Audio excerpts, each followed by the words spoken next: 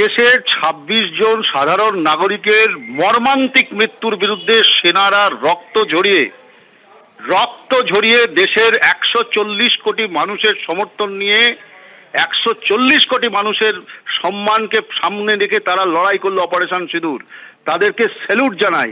কে Donald Trump? কে America দাদাগিরি করবে আর আমাদেরকে মানতে হবে? এ কি পাড়ার জেঠু যে ঝগড়া বন্ধ করে দিল? এটা কিন্তু সম্মানের হলো না। এই ভারতবর্ষ এই যে ১২,০০০ কিলোমিটার দূর থেকে দাঁড়িয়ে কোনো একজন নেতা রাষ্ট্রপ্রধান বলে দেবে আমরা কখন যুদ্ধ বন্ধ করবো আর যুদ্ধ বন্ধ করবো না, এ কি সম্মানহানি হলো না? ভারতবর্ষের প্রেস ব্রিফিং এর আগে আমরা তো এসকালেশন করিনি, ডিএসকালেট করার দায়িত্ব সেটা আমরা বুঝে নেব। কে ডোনাল্ড ট্রাম্প?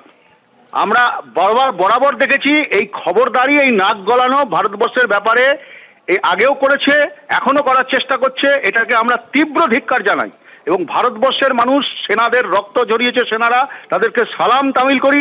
দেশের গৌরব, আমরা দেশটাকে সবার আগে রেখেছি এবং আমরা পাকিস্তানকে উপযুক্ত জবাব দিয়েছি মাটিতে এবং দরকার হলে আলাদা। কেন ডিএসকালেশন? আমরা তো করিনি এসকালেশন। কেন বন্ধ করতে? উনি আগে প্রেস ব্রিফিং করছেন, উনি আগে টুইট করছেন, তারপরে আমরা। এটা কিন্তু সম্মানের হলো না। ভারতবর্ষের পররাষ্ট্র নীতিতে এটা সম্মানজনক হলো না। এটা কিন্তু ভারতবর্ষকে অসম্মান করা হলো, ভারতবর্ষের মাট্রিয়ার্সদের অসম্মান করা হলো। সেনারা যারা মারা গেল, স্বাধীন দেশের একজন সেনারা যারা খুন হলো পাকিস্তানের হাতে, তাদের অসম্মান হলো, সাধারণ নাগরিকের অসম্মান হলো। আমরা যোগ্য জবাব দিয়েছি রাওয়ালপিন্ডি পাকিস্তানের মাটিতে, শিয়ালকোটের মাটিতে, লাহোরের মাটিতে, দরকার হলে আবার দেব। কিন্তু আমেরিকার এই দাদাগিরি, এই খবরদারি, এটাকে আমরা মেনে নিতে পারলাম না। এটা অসম্মানজনক। ধন্যবাদ সৌম্যদা আমাদের সঙ্গে কথা বলার জন্য।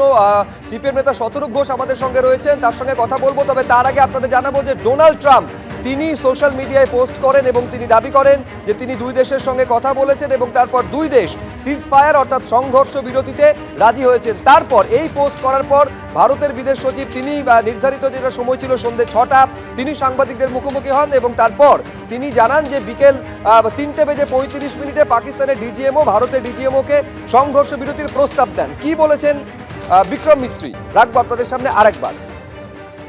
Director General of Military Operations of Pakistan called the Director General of Military Operations of India at 15:35 hours earlier this afternoon. It was agreed between them that both sides would stop all firing and military action on land and in the air and sea with effect from 1700 hours Indian Standard Time today. Instructions have been given on both sides to give effect to this understanding. The Directors General of Military Operations will talk again on the 12th of May at 1200 hours.